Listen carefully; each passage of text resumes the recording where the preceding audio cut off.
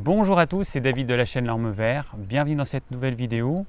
Aujourd'hui, c'est la troisième partie, la dernière de la série de vidéos sur comment prendre du poids. Alors entre la première vidéo que j'ai tournée qui était fin février et aujourd'hui, début juin, il s'est écoulé 3 mois. Du coup, ça m'a permis de bien réfléchir à tout et de pouvoir rajouter ce que j'avais oublié dans les premiers tournages que j'ai faits.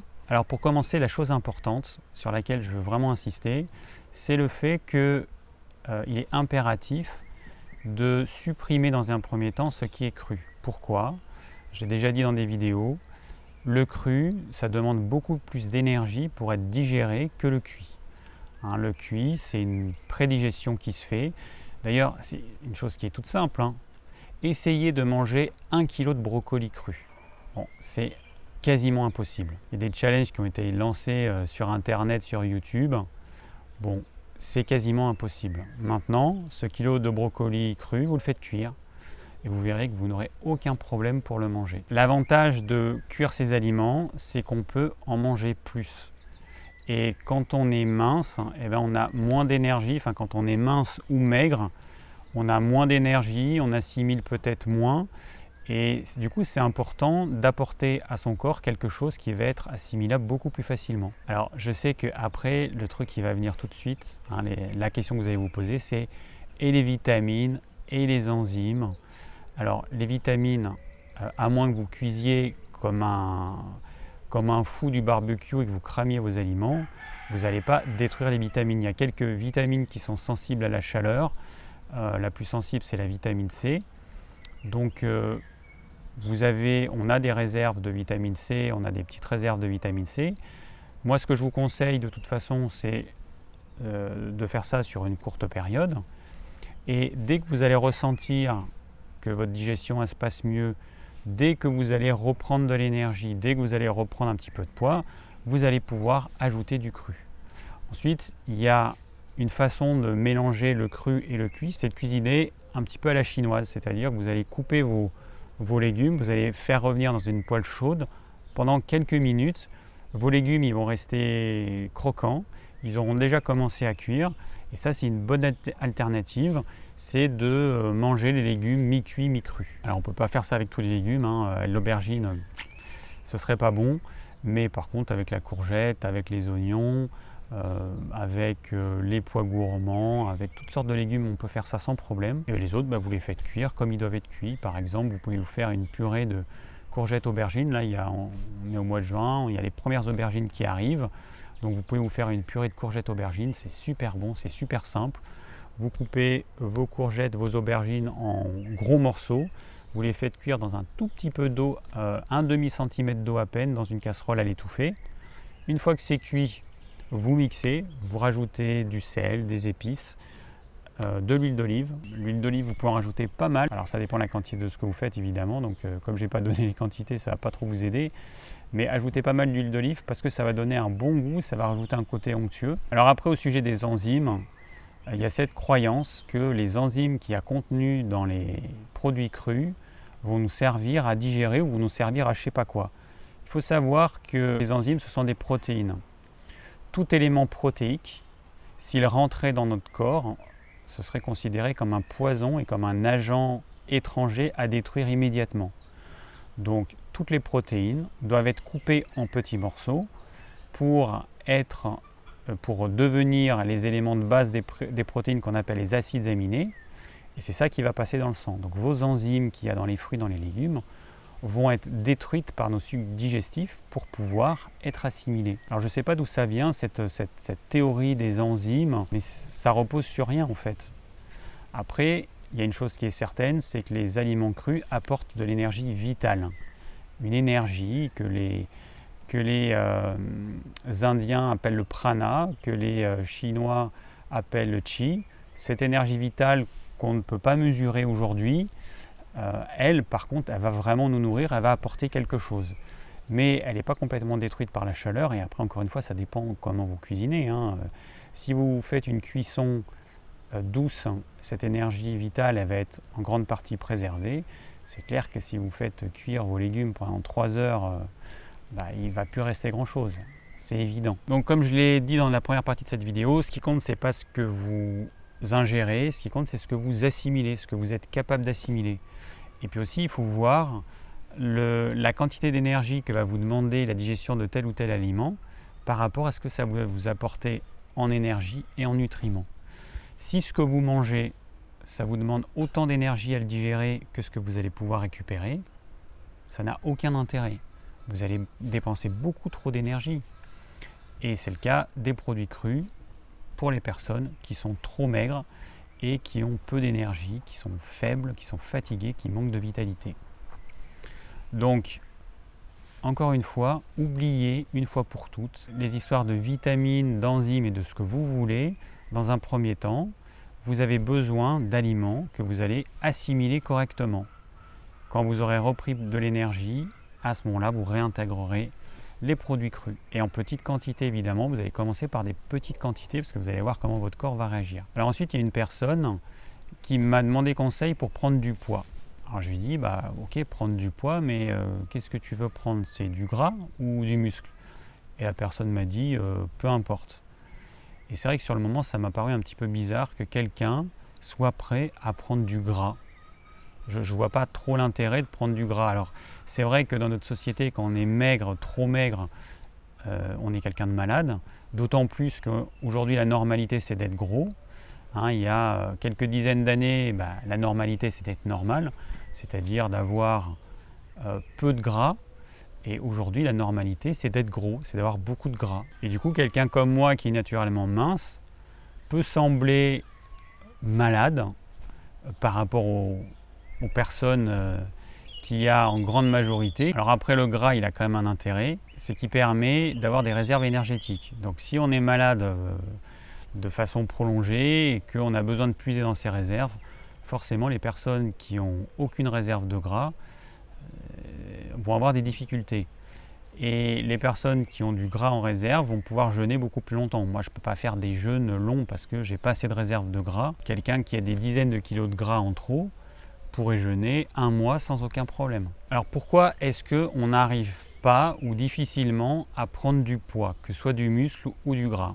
Alors déjà, ce n'est pas la même chose. Alors le muscle, c'est un tissu qui est là pour répondre à un besoin. Si on fait certains sports qui demandent d'avoir une grosse musculature, ou si on fait un travail de force qui demande d'avoir les muscles adéquats pour déplacer des choses lourdes, etc. Alors après, il faut savoir que la taille d'un muscle ne permet pas d'évaluer la force de la personne.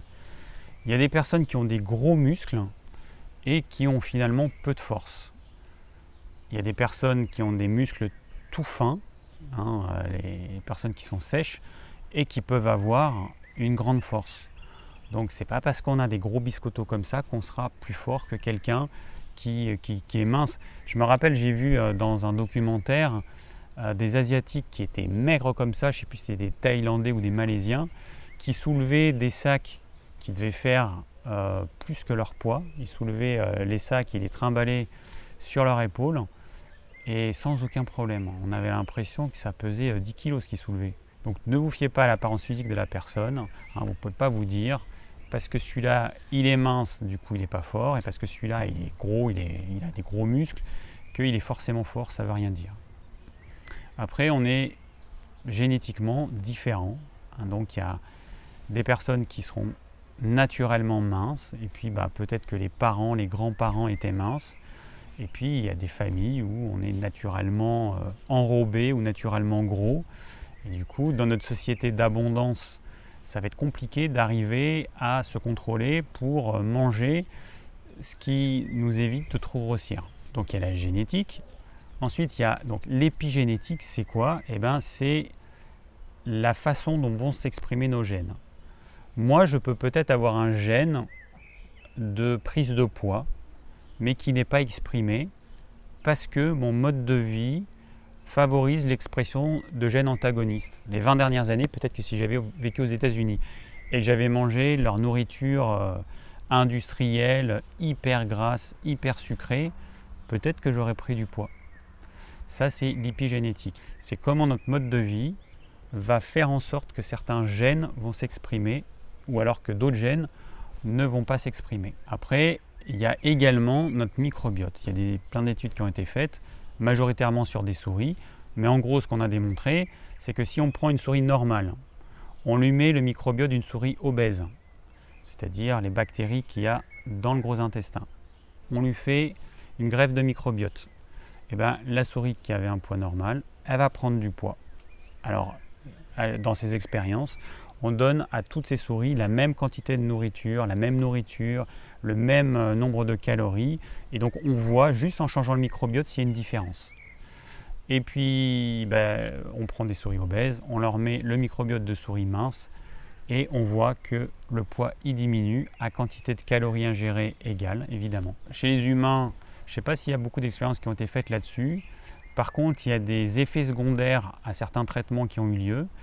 Par exemple, j'ai vu dans un documentaire une femme un documentaire qui parlait du microbiote, une femme qui avait un problème de santé et qui du coup s'était fait greffer un microbiote de quelqu'un qui n'avait pas ce problème de santé.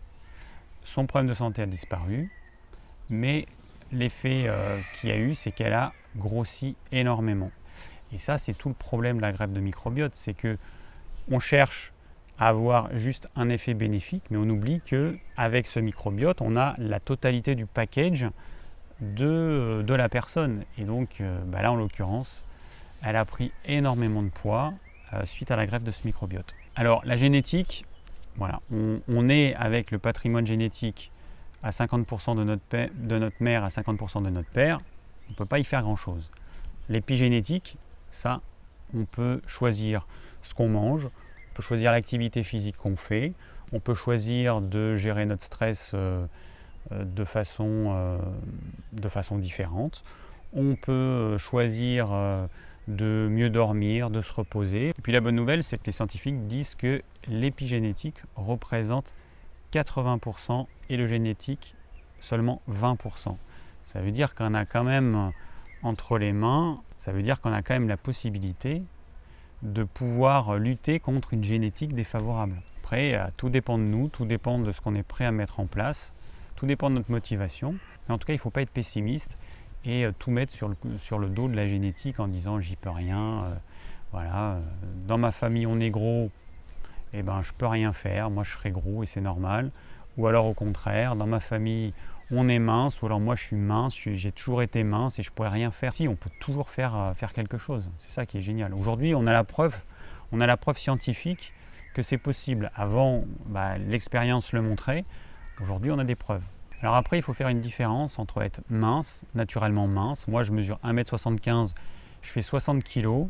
J'ai demandé à un ami ostéopathe, à la dernière consultation, qui me dise comment il me trouvait physiquement. Est-ce qu'il me trouvait normal, mince, trop mince, maigre, parce qu'on peut avoir une vision de soi qui est erronée. Hein. On peut s'imaginer plus charpenté qu'on ne l'est réellement, ou au contraire trop maigre alors qu'en fait on ne l'est pas.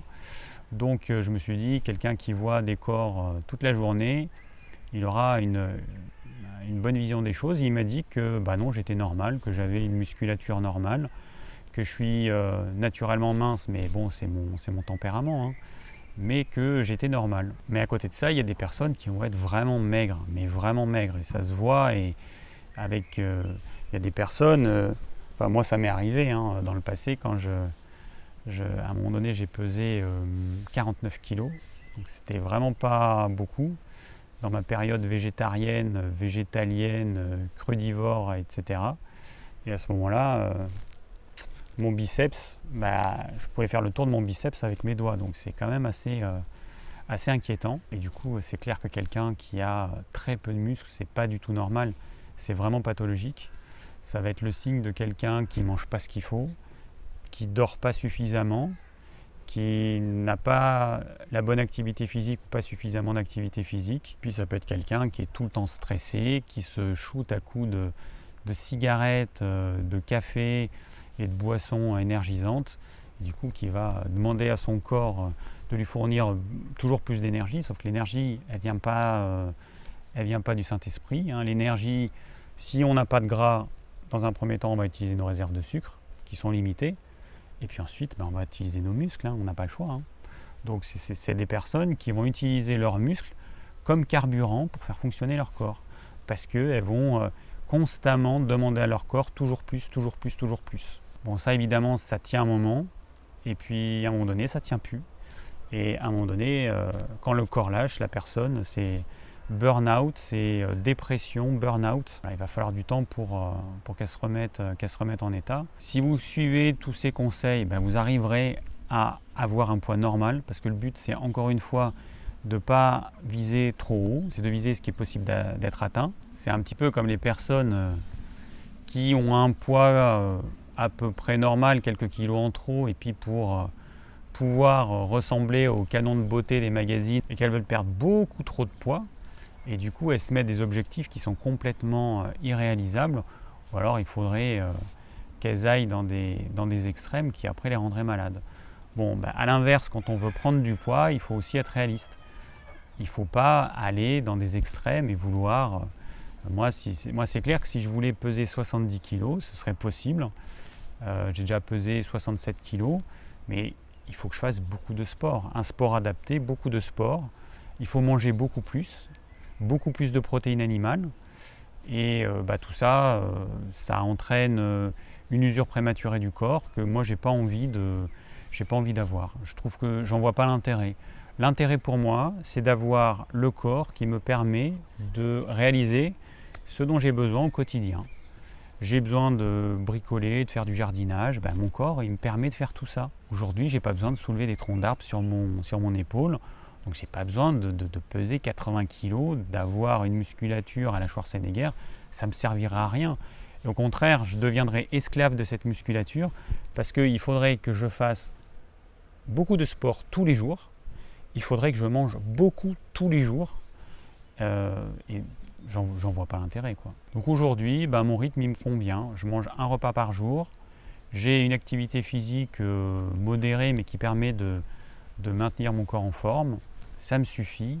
Donc soyez réaliste dans vos objectifs, dans les objectifs que vous désirez atteindre par rapport à votre prise de poids. Dites-vous que de toute façon votre tempérament il est là et que vous ne pourrez pas le changer. Vous resterez un tempérament mince, simplement vous allez passer de la maigreur à un poids normal, c'est tout ce qui compte. Après il faut que vous soyez patient parce que forcément ça va demander du temps.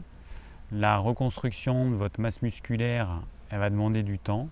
Il faut que vous arriviez en plus à travailler sur tous les piliers que j'ai énoncés dans ces vidéos, parce que si vous êtes par exemple beaucoup trop stressé et que vous brûlez toutes vos réserves énergétiques plus vite que vous n'arrivez à les renouveler, vous n'arriverez pas à prendre du poids. Donc après, il y a des personnes, soit elles font trop de sport ou pas assez. D'autres personnes, elles mangent par exemple pas assez de protéines animales alors que leur corps en a besoin. D'autres personnes vont avoir un sommeil mais catastrophique. Et parfois, en agissant sur un ou deux piliers, on va arriver à reprendre du poids. Parfois, il faudra agir sur 3-4 piliers. Ça dépend de chacun. Et ça, on ne peut pas le savoir. C'est vous qui devez savoir quel est le pilier qui est le plus faible. Alors quand je parle de patience, il peut falloir au mieux des mois, sinon il peut falloir des années. Moi, quand je pesais 49 kg, je ne sais pas combien il m'a fallu, mais il m'a fallu quand même 2-3 ans pour me remettre en état. J'ai changé mon alimentation, j'ai fait du sport, j'ai fait de la natation et du vélo. Et c'est comme ça que j'ai réussi à reprendre du poids progressivement parce qu'il a fallu du temps. Au début, je me rappelle, quand j'ai commencé la natation, j'avais tellement pas de muscles que nager quelques minutes, c'était un calvaire, quoi. J'étais essoufflé, je nageais mais rien à côté de... Maintenant, je peux nager 2000 mètres sans problème, mais à l'époque, c'était incroyable. Le manque d'énergie, la faiblesse musculaire que j'avais, c'était incroyable. Et puis j'étais jeune, hein. J'avais 23 ans. Ce qui est bien, c'est que lorsqu'on est jeune, on a quand même la faculté de pouvoir réparer les dommages assez facilement. Après, quand on avance en âge, c'est un petit peu plus difficile et un petit peu plus long. C'est vrai que si vous avez 40, 50, 60 ans, il faudra forcément plus de temps que si vous aviez mis en place tout ça quand vous étiez plus jeune, à 20 ou 30 ans. il vaut mieux tard que jamais, hein. Il vaut mieux mettre en place tout ça dès maintenant et puis reprendre du poids, reprendre l'énergie et peut-être être mieux dans sa tête, se sentir mieux. Peut-être que certains sont déprimés et que ça va les aider à remonter la pente. Ou certains, ce qui arrive souvent, c'est qu'on peut avoir une humeur cyclotimique. Un coup ça va, un coup ça va pas. Un coup je vais bien, un coup je me sens déprimé. Voilà, tout au long de la journée, on a une humeur comme ça en dents de scie et c'est pas du tout normal, hein. Et donc le but, c'est en suivant tous ces conseils, c'est d'arriver à se sentir à peu près bien du matin au soir et avoir une énergie pareil qui sera constante du matin au soir. Merci d'avoir suivi cette vidéo, cette série de vidéos. J'espère qu'elles vous auront plu, qu'elles vous auront permis de voir ce que vous devez mettre en place si vous voulez prendre du poids de façon efficace. Si vous avez des questions, n'hésitez pas à les laisser en commentaire. Je vous rappelle que dans la description de cette vidéo, vous avez le plan de la vidéo, vous avez la liste de mes anciennes vidéos et tout un tas d'autres informations. Pour les personnes qui souhaitent me soutenir, vous pouvez le faire via mon compte Tipeee. Donc le lien est dans la description et je le fais apparaître ici. Ceux ou celles qui souhaitent recevoir mes conseils pour une alimentation saine, le lien se trouve également dans la description. Et je vous dis à très bientôt pour de nouvelles vidéos.